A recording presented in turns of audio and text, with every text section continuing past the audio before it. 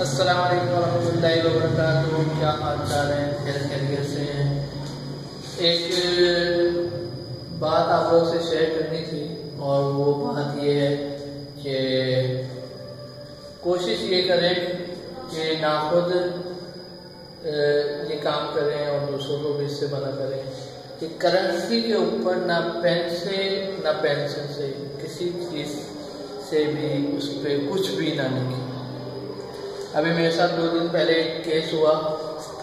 एक नोट पे पेंसिल से लिखा हुआ था, जो लिखा हुआ था वो मैं आपको बता नहीं सकता कि उस पर क्या लिखा हुआ था, लेकिन कोशिश ये करें और वो नोट जो है वो चला गया। दुकानदार ने उससे माजरत की कि ये नोट मैं नहीं ले सकता, इस पर जो है कुछ लिखा तो पेंसिल से हुआ था।